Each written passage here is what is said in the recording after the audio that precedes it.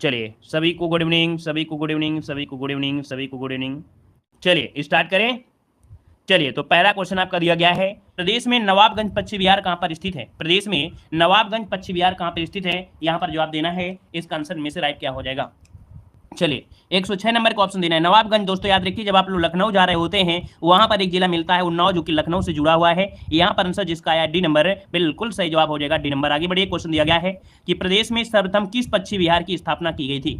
प्रदेश में सर्वप्रथम किस पश्चिम विहार की स्थापना की गई? सांडी नवाब, समान पश्चिम विहार या सूर सरोवर पश्चिम विहार? यहां पर देखिए 107 को ऑप्शन देना है। ये भी आपका जवाब होगा बी नंबर, नवाबगंज पश्चिम विहार। सबसे पहले नवाबगंज पश्चिम विहार आपका ये आपका है, ठीक है ना। यहाँ पर दोस्तों अगर आप बात करें कि सांडी पश्चिम विहार तो आपके हरदोई में है। कहाँ पर है? तो आपके हरदोई में है। समान पश्चिम विहार की बात करें तो कहाँ पर है? तो आपके मैनपुरी में है। यहाँ पर याद रखिए समान पश्चिम विहार। सूर सरोवर आपके आगरा में। आगे बढ़िए, क्वेश्चन दिया गया है कि प्रदेश का सर्वाधिक विस्तृत पश्चिम विहार कौन सा है? प्रदेश का सर्वाधिक विस्तृत मतलब सबसे बड़ा पश्चिम विहार पूछा गया है। तो यहाँ पर दोस्तों देखिए लाख शब्द लिखा है ना, लाख, और लाख बड़ा तो होता ही है, तो यहाँ पर हो जाएगा लाख बहोसी पश्चिम विहार, जो कि कहाँ पर है? ये है आपके इत्र नगरी कन्नौज में है। कहाँ पर है? इत्र नगरी कन्नौज। इसका आंसर राइट हो जाएगा। अगला क्वेश्चन दिया गया है, निम्न का सही सुमेलित करना है, इसमें से सही सुमेलित इनमें से कौन सा हो सकता है? नवाबगंज पश्चिम विहार अभी हमने बताया कहाँ पर है, उन्नाव में आपका हो जाएगा 2 हो जाएगा। ओखला पश्चिम विहार कहाँ पर है? तो आपके गौतम बुद्ध नगर में हो जाएगा। समस्तपुर पश्चिम विहार की अगर बात करें, समस्तपुर पश्चिम विहार आपके रायबरेली में है, यहाँ पर 4 हो जाएगा। पार्वती अरंगा पश्चिम विहार कहाँ पर है? तो आपके गोंडा में है, तो यहाँ पर 1 हो जाएगा। ऑप्शन देखिए आपका बी नंबर यहाँ पर मैच कर रहा होगा, है ना। यहाँ पर आगे बढ़िए, क्वेश्चन दिया गया है, सोनभद्र में निम्न धातुओं में से कौन सी पाई जाती है? सही कोड बताना है। सोनभद्र दोस्तों जो कि 4 आपके जो राज्य हैं उनको स्पर्श करता है, और यहाँ पर कह रहे हैं कौन सी धातु हैं, यहाँ पर कौन सी धातु पाई जाती हैं? तो दोस्तों यहाँ पर देखिए, यहाँ पर यूरेनियम तो आपका नहीं है, क्योंकि यूरेनियम आपके ललितपुर में है। कहाँ पर है? ललितपुर में है, तो ये तो ऑप्शन आपका होगा नहीं। यहाँ पर एंड्रासुलाइट, यहाँ पर आपका पाइराइट और डोलोमाइट, है ना। यहाँ पर आंसर जिसका आया है बी नंबर, बिल्कुल राइट हो जाएगा। 2, 3, 4 इसका आंसर। यहाँ पर कह रहा है कि निम्न में से कौन सा वृक्ष जो कभी सामाजिक वानिकी में लोकप्रिय था, अब यह पारिस्थितिकी आतंकवादी माना जाता है। मतलब दोस्तों क्या था कि बहुत पहले क्या था कि इसको लगाने से थोड़ा सा लोगों को लगता था कि हाँ ठीक है ना, लेकिन यहाँ पर जो आंसर आपका दिया गया है क्या, यहाँ पर यूकेलिप्टस दोस्तों अब ये आतंकवादी घोषित हो गया है, क्योंकि मौसम तो इधर उधर हो गया ना। पहले मौसम तो सेम रखता था तो लगता नहीं था कि हाँ ठीक है, लेकिन जब दिक्कतें आई हैं तो लगा है कि नहीं ये बहुत खतरनाक पेड़ आपका है। ठीक है, आगे बढ़िए, क्वेश्चन दिया गया है कि प्रदेश का सबसे छोटा वन्यजीव विहार कौन सा है? प्रदेश का सबसे छोटा वन्यजीव विहार कौन सा है? 112 नंबर। यहाँ पर दोस्तों 112 नंबर की अगर बात करें दोस्तों, यहाँ पर जो आंसर है बी नंबर या ए नंबर, बी नंबर या ए नंबर, ए नंबर होगा महावीर स्वामी वन्यजीव विहार, जो ललितपुर में है दोस्तों, ललितपुर इसका आंसर है। यहाँ पर ए नंबर इसका राइट हो जाएगा। यहाँ पर आगे बढ़िए, क्वेश्चन दिया गया है कि राष्ट्रीय वन नीति के अनुसार देश के कुल भौगोलिक क्षेत्र के कितने भाग पर वन होना चाहिए? दोस्तों एक नीति लाई गई थी, इस नीति के अनुसार कहा गया था कि कितने क्षेत्रफल पर वन होना चाहिए जिससे पर्यावरण जो संतुलन है वो बना रहे। तो देखिए आपने पढ़ा होगा लगभग 33%। क्या पढ़ा होगा? लगभग 33% पढ़ा है, और लगभग 33 पढ़ा है तो इसमें कोई ना कोई ऑप्शन तो दिख ही रहा होगा ना। यहाँ पर आंसर आपका हो जाएगा डी नंबर 1/3 आपका आंसर है, राइट हो जाएगा। नेक्स्ट क्वेश्चन दिया गया है कि राज्य में एस्बेस्टस कहाँ पाए जाते हैं? राज्य में एस्बेस्टस जो पाया जाता है कहाँ पर पाया जाता है? चलिए एस्बेस्टस आपको मिलता है मिर्जापुर में। कहाँ पर? मिर्जापुर इसका आंसर लगाना है, ऑप्शन सी बनेगा। नेक्स्ट क्वेश्चन दिया गया है कि प्रदेश में सर्वप्रथम 1957 में किस वन्यजीव विहार की स्थापना की गई थी? 1957 में सबसे पहले वन्यजीव अभ्यारण्य, यहाँ पर देखो वन्यजीव पूछ रहा है ना कि पक्षी विहार पूछ रहा है। पक्षी विहार होता तो हम लोग कहाँ पर आते? नवाबगंज पक्षी विहार आते, उन्नाव में। लेकिन यहाँ पर वन्यजीव विहार पूछा है तो आपका ये है आपका चंद्रप्रभा वन्यजीव विहार, चंदौली। चा से चंदौली, चंद से चंद्रप्रभा, और ये आपके 1957 में। आगे बढ़िए, क्वेश्चन दिया गया है कि राज्य में एक बब्बर सिर सफारी स्थापित किया जा रहा है। दोस्तों ये स्थापित हो चुका है ना, और ये आपके कहाँ पर है? तो ऑप्शन क्या बनेगा? इटावा में है दोस्तों। इटावा की अगर बात करें दोस्तों, एक ऐसा आपका जिला है जहां पर क्या है ना, मिट्टी का कटाव ज्यादा होता है ना। नदी का जो नाली अपर्दन जो होता है वो यहाँ पर ज्यादा होता है। यहाँ पर अगला क्वेश्चन दिया है, उत्तर प्रदेश में यूरेनियम कहाँ पाया जाता है? वेरी वेरी आईएमपी क्वेश्चन आपका दिया गया है। यूरेनियम की अगर बात आती है तो दोस्तों आप बताएंगे क्या? यहाँ पर ललितपुर जो आपका आंसर है ए नंबर है, राइट हो जाएगा, ललितपुर हो जाएगा। आगे बढ़िए, क्वेश्चन दिया गया है वन नवीकरणीय संसाधन, वन नवीकरणीय संसाधन में से यहाँ पर दिया है वन क्या है? नवीकरण संसाधन है।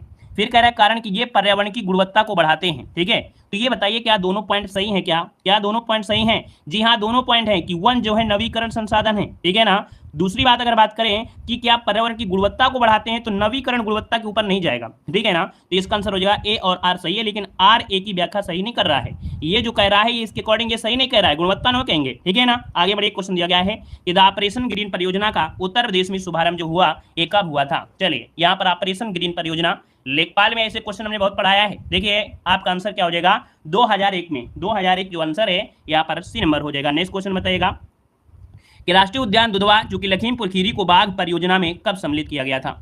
लखीमपुर खीरी जो कि बाघ परियोजना है इसको सम्मिलित जो किया गया ये कब किया गया था। यहाँ पर देखिए ये 1987-88, याद रखिए 1987-88 इसका जो आंसर है यहाँ पर राइट हो जाएगा। आगे बढ़िए, क्वेश्चन दिया गया है निम्नलिखित में या सुमेलित करना है, यहाँ पर सही सुमेलित करना है। यहाँ पर देखिए 121 का जो ऑप्शन है इनमें से राइट क्या हो जाएगा। अब दोस्तों यहाँ पर देख सकते हैं जो आपका सोनभद्र है, सोनभद्र में क्या मिलता है, चूने का पत्थर मिल जाएगा। यहाँ पर 4 करिए। पीलीभीत में क्या मिलता है, तो ग्लास सैंड मिलते हैं, ठीक है, मतलब शीशे वाली बालू। यहाँ पर इसका 3 कर दीजिए। यहाँ पर दिया गया है क्या, ललितपुर, ललितपुर में क्या मिलता है, तो दोस्तों तांबा मिलता है, यहाँ पर 2 हो जाएगा। मिर्जापुर मिलता है नॉन प्लास्टिक फायर क्ले, है ना, यहाँ पर इसका 1 हो जाएगा। तो ऑप्शन देखिए इसका बी नंबर है राइट हो जाएगा दोस्तों। यहाँ पर आगे बढ़िए, क्वेश्चन दिया गया है कि निम्न जनपदों में कौन सर्वाधिक वन आच्छादित है।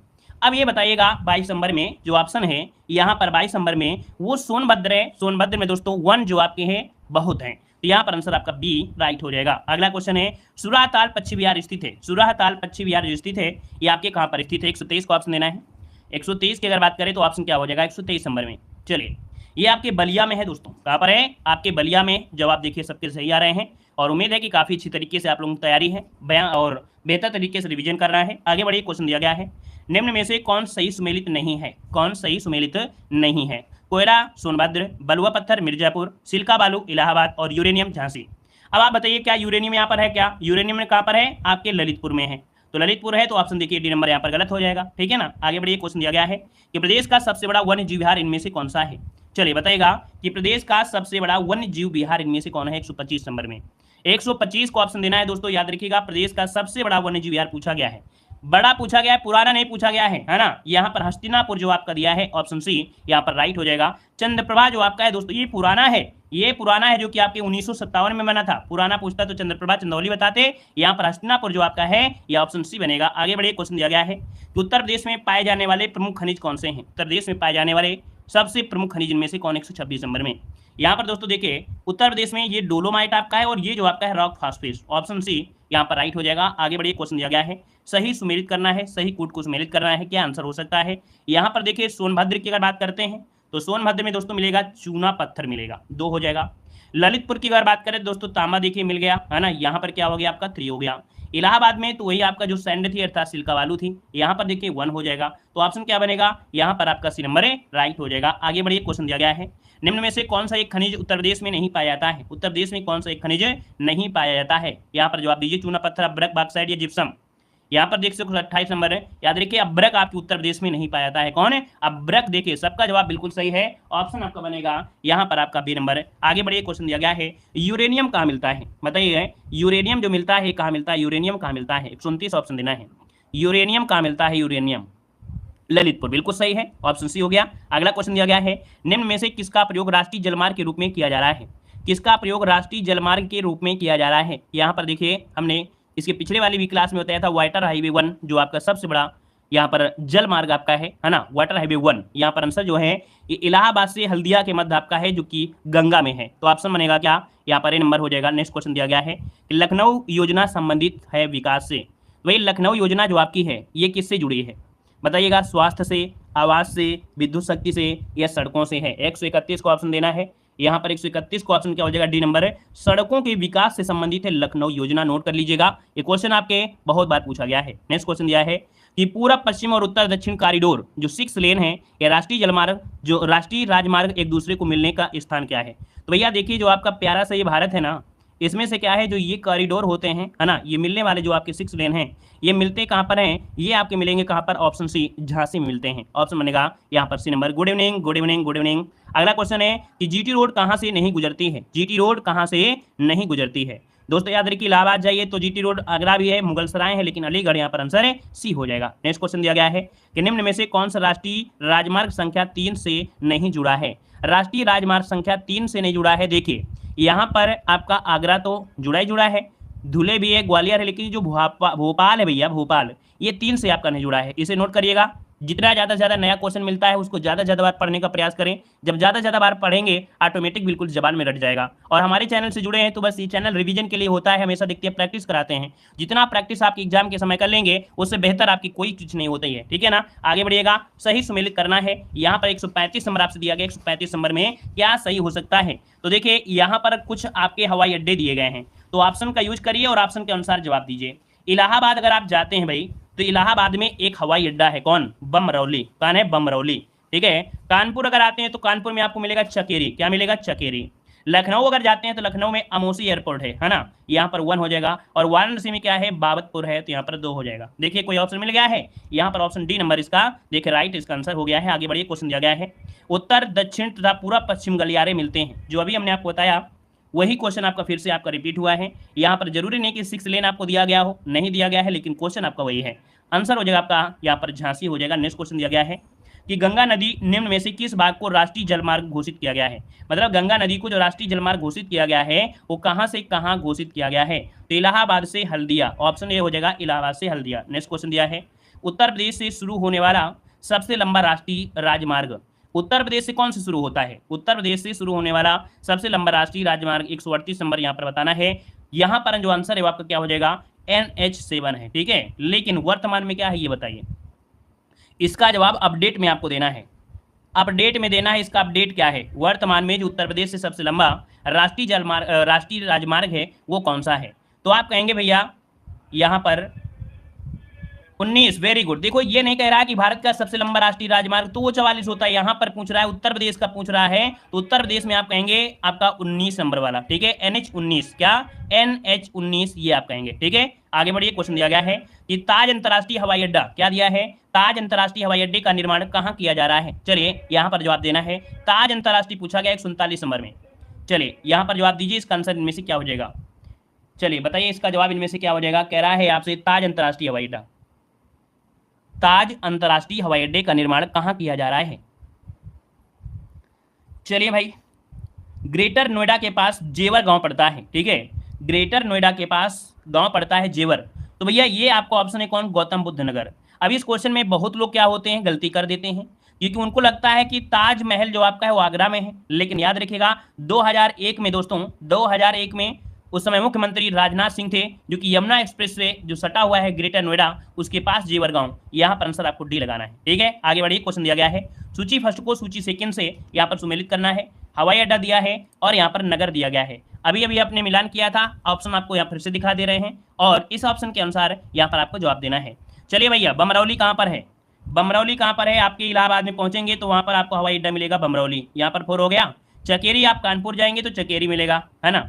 यहाँ पर हिंडन जो आपका है वो कहाँ पर है, हिंडन ये गाजियाबाद में है, कहाँ पर है, गाजियाबाद में है। और ये फुर्सतगंज कहाँ पर है, राय जो लेते हैं वो फुर्सत में लेते हैं। तो यहाँ पर आपका इसका 1 हो गया, इसका 2 हो गया, तो ऑप्शन बन गया आपका यहाँ पर बी नंबर हो गया, ठीक है। आगे बढ़िए, क्वेश्चन दिया गया है कि उत्तर प्रदेश का निम्नलिखित में से कौन सा नगर राष्ट्रीय राजमार्ग 2 द्वारा नहीं जोड़ा जाता है। चलिए, राष्ट्रीय राजमार्ग 2 द्वारा नहीं जोड़ा जाता है, यहाँ पर 141 का ऑप्शन जो है यहाँ पर क्या हो जाएगा। तो याद रखिएगा, वाराणसी जाइए, इलाहाबाद जाइए, आगरा जाइए। लेकिन भैया जो लखनऊ होता है ना, तो कानपुर जो रामा देवी है तो ये यहाँ से इलाहाबाद आ गया, है ना। इसके आगे निकलेंगे तो आगरा वाले को भाग जाएंगे, ठीक है। यहाँ पर जो लखनऊ है ये लखनऊ वाला ये ऐसे भाग जाता है, उल्टा भागता है। तो यहाँ पर याद रहे लखनऊ जो आपका है ये NH2 के द्वारा नहीं जुड़ा हुआ है। नेक्स्ट क्वेश्चन दिया है कि प्रदेश का सबसे लंबा राष्ट्रीय राजमार्ग कौन सा है। चलिए यहाँ पर जवाब देना है, आपका आंसर क्या हो जाएगा। यहाँ पर देखिए, यहाँ पर कह रहा है प्रदेश का सबसे लंबा राष्ट्रीय राजमार्ग, तो ये क्वेश्चन के अकॉर्डिंग तो हम कह सकते हैं यहाँ पर NH2 है ना। लेकिन अपडेट तो आपका आ गया है ना, ये अपडेट आपको देखने को कई बार मिला होगा। NH19 क्या लगाना है, NH19। हमने बताया हमारी क्लास में जो भी क्वेश्चन होंगे अपडेट में आपको जरूर मिलते रहते हैं, ठीक है। तो इसको आपको जवाब क्या देना है, NH19। ये उत्तर प्रदेश का सबसे लंबा है। उत्तर प्रदेश के गाजीपुर को बिहार के पटना से जोड़ता है। कहाँ से, उत्तर प्रदेश का जो गाजीपुर है और बिहार के पटना से लगभग देखा जाए तो काफी लंबा ये राष्ट्रीय मार्ग है, 19,240 लगभग, काफी बड़ा हो जाता है, ठीक है, क्योंकि इसकी शाखाएं भी होती हैं। आगे बढ़िए, क्वेश्चन दिया गया गया है सूची फर्स्ट को सूची सेकंड। एक बार फिर उड़ाते हैं आप सभी को हवाई अड्डे पर। यहाँ पर देखिए लखनऊ में कौन सा है, जल्दी से बताइए 143 नंबर में लखनऊ में कौन सा है। तो लखनऊ में है अमौसी, यहाँ पर अमौसी आ गए, ठीक है।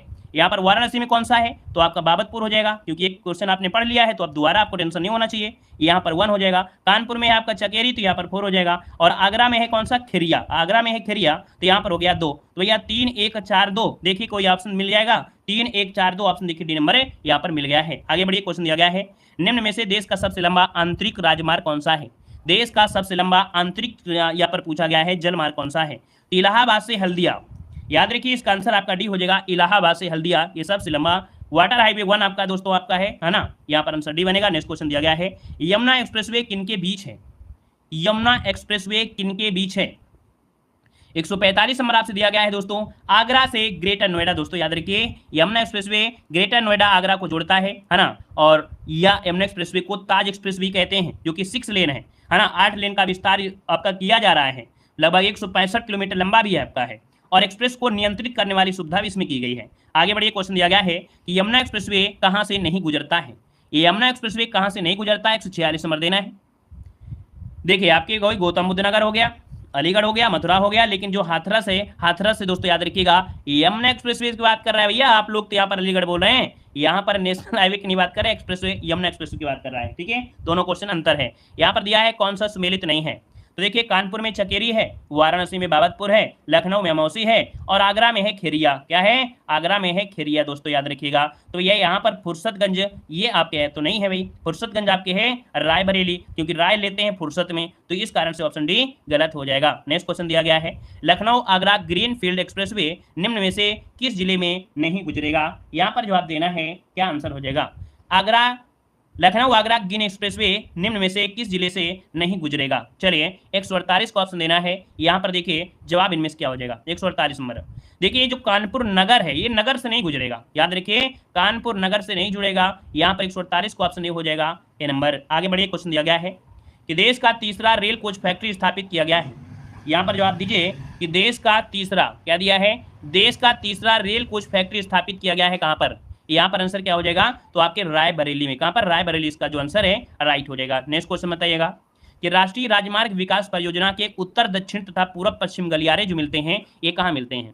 यहाँ पर बताइए, कह रहा है कि जो राष्ट्रीय राजमार्ग विकास परियोजना थी जिसमें से 4 महानगरों को जोड़ा गया था, उन महानगरों में से उत्तर दक्षिण और पूर्व पश्चिम की जो गलियारे हैं ये कहाँ मिलते हैं, मतलब इनका जो मिलान केंद्र है वो कहाँ मिलेगा, तो आपका झांसी जो आपका है इनका जंक्शन बनता है। यहाँ पर आंसर आपका बी बनेगा। आगे बढ़िएगा, कह रहा है वह स्तूप स्थल जिसका संबंध भगवान बुद्ध के जीवन की किसी घटना से नहीं है, मतलब भगवान बुद्ध के जीवन की घटना से नहीं जुड़ा है। सारनाथ, सांची, बोधगया या कुशीनारा। तो भैया 151 का ऑप्शन क्या बनेगा, तो आप कहेंगे सही सारनाथ, यहाँ तो भाषण दिया था इन्होंने, पहला उपदेश दिया था। बोधगया में ज्ञान प्राप्त हुआ था, कुशीनारा में इनकी मृत्यु हुई थी, लेकिन सांची में इनके जीवन से कोई घटना नहीं है। यहाँ पर सांची में क्या है, इनके द्वारा जो अस्थियां थी, इनकी बॉडी की अस्थियों को बांट दिया गया था। और सांची जो कि आपका दोस्तों आप कह सकते हैं सबसे बड़ा बौद्ध स्तूप आपका है सांची है दोस्तों भारत में। आगे बढ़िए, क्वेश्चन दिया गया है निम्न में से उत्तर प्रदेश के किस स्थान पर हर्षवर्धन ने बौद्ध महासम्मेलन का आयोजन किया था। 152 का ऑप्शन देना है। यहाँ पर दोस्तों याद रखिए प्रयाग, क्या हो जाएगा, प्रयाग इसका जो आंसर है यहाँ पर आंसर बी हो जाएगा। नेक्स्ट क्वेश्चन दिया है ओबरा जल विद्युत केंद्र किस नदी पर बनाया गया है। देखो हमने बताया था ना ओबरा जल विद्युत, कल की क्लास में आपको मिला होगा। ओबरा जल विद्युत केंद्र जो है ये किस नदी पर बनाया गया है। 153 का ऑप्शन देना है।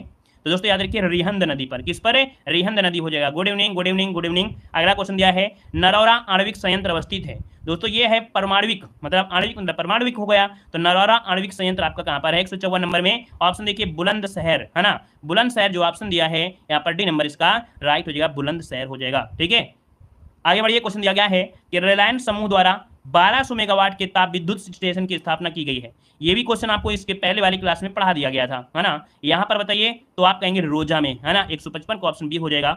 नेक्स्ट क्वेश्चन दिया गया है कि निम्न में से किस स्थान पर एक नाभिकीय ऊर्जा परियोजना है। 156 नंबर में दोस्तों नरौरा, इसका आंसर डी हो जाएगा। अगला क्वेश्चन दिया है माता टीला बहुउद्देशीय परियोजना किस नदी पर है। माता टीला बहुउद्देशीय परियोजना ये आपके बेतवा नदी पर है, ऑप्शन बी हो जाएगा। नेक्स्ट क्वेश्चन दिया गया है निम्न में से कौन तापी परियोजना निजी क्षेत्र का है। कौन सी तापी परियोजना निजी क्षेत्र की है। यहाँ पर देखें तो ये क्वेश्चन आपका अनपरासी है ना, इसकी कई इकाइयां हैं और ये निजी क्षेत्र की है। अगला क्वेश्चन दिया गया है निम्न में से कौन तापी परियोजना नहीं है। तापी परियोजना नहीं है, तो दोस्तों ये है आपके रिहंद, है ना, रिहंद ये तापी परियोजना, मतलब थर्मल पावर प्लांट आपका नहीं है, गैसीय पावर प्लांट होगा। यहाँ पर दिया है ऊर्जा के किस रूप में प्रदूषण की समस्या नहीं होती है। ये देखो इस टॉपिक के क्वेश्चन रिपीट हो रहे हैं लेकिन याद भी हो रहे होंगे। कह रहा है ऊर्जा के किस रूप में प्रदूषण की समस्या नहीं होती है, तो आप कहेंगे जो सूर्य ऊर्जा होती है, सौर ऊर्जा होती है, इससे कोई दिक्कत नहीं होती है प्रदूषण की। आगे बढ़िए, क्वेश्चन दिया गया है उत्तर प्रदेश के किस नहर पर सर्वाधिक जल विद्युत उत्पादन केंद्र आपके हैं। 161 को ऑप्शन देना है भाई। 161 का ऑप्शन क्या हो जाएगा, तो ऊपरी गंगा नहर जो आपकी है इसमें सर्वाधिक जल विद्युत आपके हैं, मतलब यहाँ पर देखा जाए तो ऊपरी गंगा नहर जो आपकी है इसे जल का उत्पादन, इसके जल के उत्पादन से बिजली का उत्पादन बहुत ज्यादा होता है। नेक्स्ट क्वेश्चन दिया गया है कि प्रदेश में विद्युत ऊर्जा का सर्वाधिक महत्वपूर्ण स्रोत क्या है।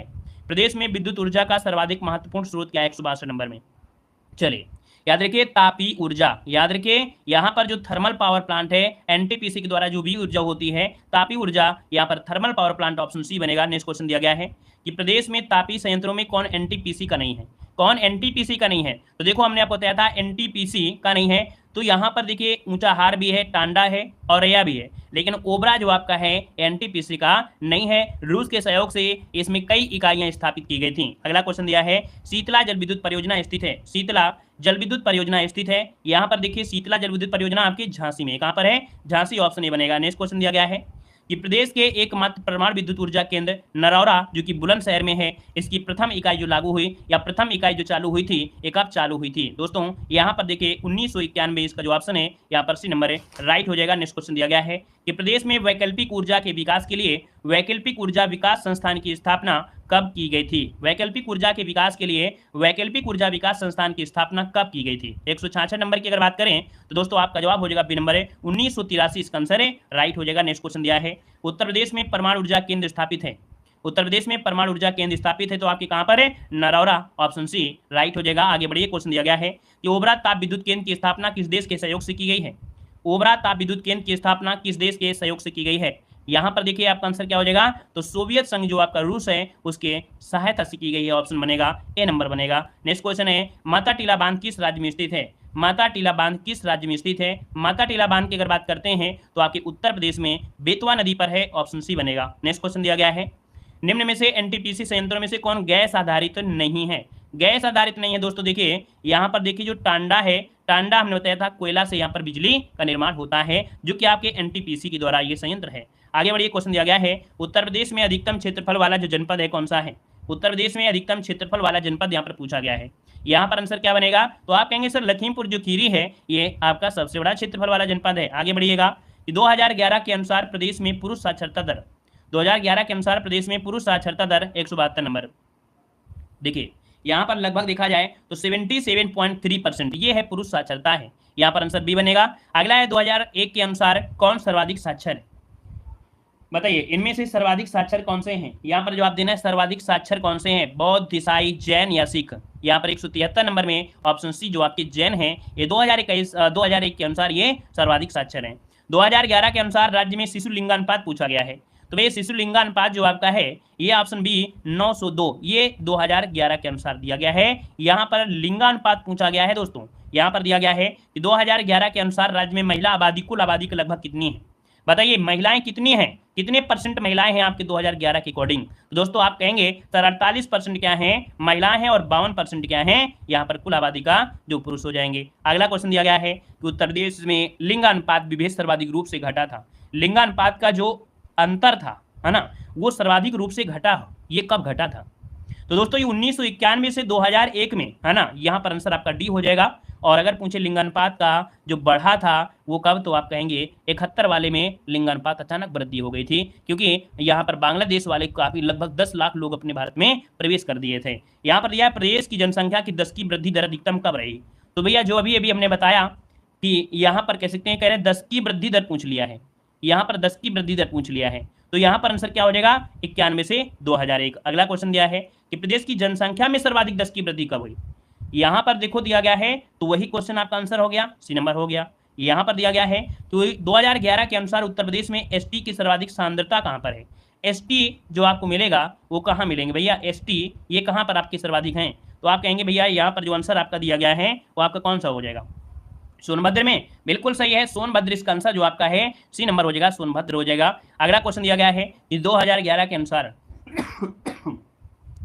2011 के अनुसार नगर निगम, केवल निगम क्षेत्र में 10 लाख से अधिक जनसंख्या वाले नगरों का सही क्रम आपको बताना है। निगम क्षेत्र में 10 लाख से अधिक जनसंख्या वाले नगरों का सही क्रम बताना है, वो भी 2021 को 2011 के अनुसार बताना है। ठीक है, अब तो हमारे गांव में भी 10 लाख के ऊपर हो जाएंगे। ठीक है, मतलब अब जो परिवर्तन आएगा, आपकी जो जनगणना होगी उसमें तो बहुत कुछ अंतर मिलेगा आपको। ठीक है ना। 180 की अगर बात करें तो यहाँ पर याद रखिए, देखिए लखनऊ है, कानपुर है ना, गाजियाबाद है और आपका आगरा हो जाएगा। तो यहाँ पर दोस्तों याद रखिएगा, लखनऊ, कानपुर, गाजियाबाद और आगरा यहाँ पर हो जाएगा। क्या इसमें से आंसर आपका कानपुर होगा क्या? यहाँ पर जो कानपुर, फिर लखनऊ, फिर गाजियाबाद, फिर आगरा, दोनों में से क्या आंसर मिलेगा बताइए? सबसे ज़्यादा इनमें से लखनऊ होगा कि कानपुर होगा? जल्दी बताइए, सभी लोग बताइए जल्दी से। रुक गए सभी लोग। इसको देख सकते हैं आप लोग। ठीक है, इसे देखिएगा, वैसे लखनऊ में जो आपको मिलता है वो लखनऊ मिलता है। ठीक है, कानपुर में महिलाएं साक्षर रहती हैं। ठीक है, लखनऊ वाला आंसर आप लगाइए, बाकी अपडेट आप लोग देख सकते हैं। ठीक है, लखनऊ वाला ऑप्शन लगाइएगा। यहाँ पर दिया है 2011 के अनुसार निम्न में से सर्वाधिक जनघनत्व वाला जिला कौन सा है? जनघनत्व जो आपका है, जनघनत्व ये कहाँ मिलेगा? तो जनघनत्व दोस्तों मिलेगा आपकी गाजियाबाद में, है ना। जनघनत्व मतलब ये हुआ कि जगह बहुत छोटी है ना, लेकिन जनसंख्या बहुत ज्यादा है। तो यहाँ पर आंसर आपका गाजियाबाद हो जाएगा। ठीक है, यहाँ पर दिया है 2011 के अनुसार सर्वाधिक इस्लाम आबादी वाला जो जिला है वो आपका कौन सा है? यहाँ पर जवाब देना है इस्लाम आबादी। यहाँ पर दोस्तों आपका आंसर क्या हो जाएगा? मेरठ क्षेत्र। जो ऑप्शन है यहाँ पर भी नंबर है, मेरठ हो जाएगा। नेक्स्ट क्वेश्चन है 2011 के अनुसार सर्वाधिक नगरीय आबादी वाला जनपद कौन सा है? नगरीय आबादी ये आपकी गाजियाबाद भी नंबर हो जाएगा। अगला क्वेश्चन दिया गया है, कह रहा है 2011 के अनुसार जनसंख्या में किस धार्मिक समुदाय का उत्तर प्रदेश में तीसरा स्थान रहा है? तो भैया देखिए, धार्मिक समुदाय में देखा जाए तो उत्तर प्रदेश में तीसरा स्थान जनसंख्या के अकॉर्डिंग यहाँ पर जो आपका 84 का ऑप्शन है वो आपका डी हो जाएगा, सिख हो जाएगा। ये 30 नंबर पे थे। अगला क्वेश्चन दिया गया है 2011 के अनुसार उच्चतम साक्षरता दर आपसे पूछा गया है। उच्चतम साक्षरता दर जो है 185 नंबर में, वो ऑप्शन सी कानपुर नगर इसका आंसर है हो जाएगा। साक्षरता में कानपुर आपका है दोस्तों। यहाँ की महिलाएं भी काफी पढ़ी लिखी हैं। यहाँ पर दिया है जनगणना 2011 के अनुसार उत्तर प्रदेश का सर्वाधिक साक्षर जिला कौन सा है? तो सर्वाधिक साक्षर जिला पूछे तो आप कहेंगे गौतम बुद्ध नगर, है ना। ऐसे भी याद रखिए कि गौतम बुद्ध बहुत ज्ञानी थे और ज्ञानी लोग कहाँ हैं? गौतम बुद्ध नगर में है, तो ऑप्शन सी बनेगा। अगला क्वेश्चन दिया है 2011 की जनगणना के अनुसार उत्तर प्रदेश में सर्वाधिक अनुसूचित जाति जनसंख्या वाला जिला इनमें से कौन है? 187 का ऑप्शन देना है। यहाँ पर आंसर दोस्तों याद रखिएगा, ये जो सीतापुर है ना। अनुसूचित जाति मतलब होता है SC, तो दोस्तों याद रखिएगा जो SC की संख्या है वो सीतापुर में सर्वाधिक है। यहाँ पर दिया गया अगला क्वेश्चन है कि 2011 की जनगणना के अनुसार सर्वाधिक साक्षरता वाले 4 जिलों का सही आरोही क्रम बताइएगा। तो हमने बताया गौतम बुद्ध बहुत क्या थे? ज्ञानी थे। इसका मतलब गौतम बुद्ध नगर से ही स्टार्ट करना पड़ेगा, उसके बाद कानपुर, फिर अररिया, फिर इटावा। यहाँ पर आंसर आपको भी लगाना है। याद रखिए गौतम बुद्ध नगर, फिर कानपुर और अररिया दोनों में कॉमन है, लेकिन इटावा भी इसमें से चौथा नंबर है, तो ऑप्शन बी हो जाएगा। नेक्स्ट क्वेश्चन दिया गया है 2011 के अनुसार निम्न कथन में से कौन सा सही है? कौन सा सही है? तो देखिए भाई, कूट तो नहीं दिया है, जो कूट के चक्कर में गड़बड़ी हो जाए। कूट दिया गया 189 नंबर में कूट दिया गया है। कह रहा है कि न्यूनतम साक्षरता वाला जिला श्रावस्ती है। सही बात है, न्यूनतम साक्षरता वाला जो जिला है वो श्रावस्ती है, मतलब पहला पॉइंट तो सही है। यहाँ पर सर्वाधिक लिंगानुपात वाला जिला आपका देवरिया है, जो कि गलत हो जाएगा। फिर दिया है न्यूनतम जनघनत्व वाला जिला ललितपुर है, तो भैया तीसरा सही गया है।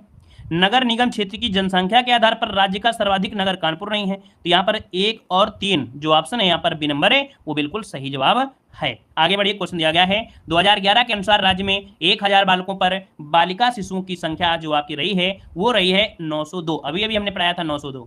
यहाँ पर दिया गया है कि 2001 और 2011 की अवधि में प्रदेश में जनसंख्या वृद्धि दर जो रही, जनसंख्या वृद्धि दर जो रही भैया 2001 से 2011 में वो कितनी रही थी? तो ये रही थी 20.22%। ऑप्शन आपका बनेगा डी नंबर है। अगला क्वेश्चन दिया गया है कि 2011 के अनुसार जनसंख्या के घटते क्रम में जिलों को व्यवस्थित कर सही कूट आपको चुनना है। यहाँ पर देखिए चुनना है, तो देखिए भैया जिला पूछा गया ना जनसंख्या के घटते क्रम में, तो एक चीज तो आप जानते हैं कि सबसे ज्यादा कहाँ जनसंख्या है? इलाहाबाद में है भैया। इलाहाबाद हमने यहाँ पर पहले ही आपको पॉइंट ले लिया। ठीक है, इलाहाबाद के बाद कहाँ पहुंचे? इलाहाबाद के बाद आप मुरादाबाद। ठीक है, मुरादाबाद के बाद पहुंचेंगे गाजियाबाद, फिर इसके बाद आपका लखनऊ। इस चीज को याद रखिएगा, बाद शब्द वाले जरूर ध्यान दीजिएगा। इलाहाबाद, मुरादाबाद, फिर आपका गाजियाबाद। ठीक है, तो यहाँ पर आंसर हो गया आपका 1 हो जाएगा। यहाँ पर आगे बढ़िए, क्वेश्चन आपसे अगला पूछा गया है, क्या आपसे 2011 के अनुसार किस जिले में साक्षरता जो दर थी वो आपकी उच्चतम थी? 193 नंबर ऑप्शन देना है। तो यहाँ पर जो गौतम बुद्ध नगर है वो ऑप्शन ए नंबर इसका राइट हो जाएगा। अगला है 2011 के अनुसार निम्न में से क्या सही नहीं है? क्या सही नहीं है? तो यहाँ पर देखिए कह रहा है यहाँ की देश की जनसंख्या का 16.5% निवास करता है, बिल्कुल सही बात कर रहा है। यहाँ देश के सर्वाधिक बच्चे पाए जाते हैं भैया उत्तर प्रदेश में, ये भी सही दिया है। 10 की वृद्धि दर दिया है 17.7, यही गड़बड़ी है। यहाँ पर गड़बड़ी मिल गई ऑप्शन सी पर, लिंगानुपात तो 912 है ना, यहाँ पर गड़बड़ी ऑप्शन सी पर हो जाएगी। आगे बढ़िएगा। 2011 के अनुसार कूट सही आपको चुनना है। अब कूट में देखिए, और कूट में क्या सही है इसको भी चुनिए 195 नंबर में। देखिए कह रहा है कि क्षेत्र में चौथा राज्य है, मतलब क्षेत्रफल में देश का चौथा स्थान, मतलब चौथा राज्य है। कह रहा है देश क्षेत्रफल में यह देश का चौथा बड़ा राज्य है, तो सही कोड पूछा गया है। पहला पॉइंट तो सही लग रहा है कि नहीं? क्षेत्रफल में देश का चौथा राज्य है, सही है। फिर कह रहा है देश की जनसंख्या में इसका 16.5% योगदान आपका दिया है। इसका यौन राष्ट्रीय अनुपात औसत से अधिक आपका है, तो ये तो गलत दिया गया है। इसकी साक्षरता दर राष्ट्रीय औसत से कम है, इसकी साक्षरता दर राष्ट्रीय औसत से कम है, तो ये भी नहीं, पहला दूसरा आपका हो जाएगा। ठीक है, पहला दूसरा आपका पॉइंट यहाँ पर हो जाएगा। आगे बढ़िए, क्वेश्चन आपसे अगला पूछा गया है। यहाँ पर कह रहा है कि 2011 के अनुसार प्रदेश के किस जिले में सबसे कम महिला साक्षरता है? तो देखिए सबसे कम महिला मतलब सबसे कम पढ़ी लिखी मिलेंगी आपके कहाँ पर? तो आपके यहाँ पर रामपुर। रामपुर सुने हैं? रामपुर वैसे आपके हर गांव के आसपास देखने को मिलेंगे, जहां भी जाएंगे रामपुर जरूर मिल जाएगा, चाहे जिले से हो चाहे जो। लेकिन ये रामपुर वाला जो है वो आपका जिला है, गांव नहीं है, ये जिला है। ठीक है, रामपुर की एक चीज प्रसिद्ध है, चाकू। ठीक है, ऑप्शन डी बनेगा। नेक्स्ट क्वेश्चन दिया गया है, निम्न में से कौन जनसंख्या की दृष्टि से उत्तर प्रदेश का सबसे बड़ा जनपद है? तो भाई याद रखिए जनसंख्या के हिसाब से पूछा गया है। रामपुर की धन्नो थी, अच्छा रामपुर की धन्नो थी। 197 नंबर ऑप्शन देना है, इलाहाबाद हो जाएगा सी नंबर। अगला है 2011 के अनुसार सर्वाधिक साक्षरता वाला जिला कौन सा है? तो यहाँ पर देखिए 158 वाला जो ऑप्शन है, यहाँ पर देखिए गौतम बुद्ध नगर, ऑप्शन ए बनेगा। अगला है 2000 जनगणना 2011 के अनुसार सबसे कम जनसंख्या वाला जिला कौन सा है? तो देखिए सबसे कम कौन सा है, तो इनमें से जो आपका दिया गया है महोबा, है ना, कौन दिया है? महोबा हो जाएगा। यहाँ पर सबसे कम जनसंख्या पूछा गया है, याद रखिए बहुत ज्यादा क्वेश्चन यहाँ से बनता है। ये क्वेश्चन पिछली बार वीडियो एग्जाम में पूछा गया था, देख लीजिएगा, चेक कर लीजिएगा, ये क्वेश्चन पिछली बार पूछा गया था। ठीक है ना। यहाँ पर आगे बढ़िए, क्वेश्चन दिया गया है कि जनगणना 2011 के अनुसार राज्य में 10 लाख ही नगरों की संख्या कितनी है? तो भाई 2011 के अनुसार बताइएगा, प्रेजेंट टाइम की हिसाब मत लगाइए, लड़ाई कर लो हमसे। ठीक है, याद रखिए 10 लाख ही यहाँ पर आपका जवाब हो जाएगा, बी नंबर यहाँ पर 7 हो जाएगा। क्या है? धन्यवाद सभी को, जय हिंद, वंदे मातरम।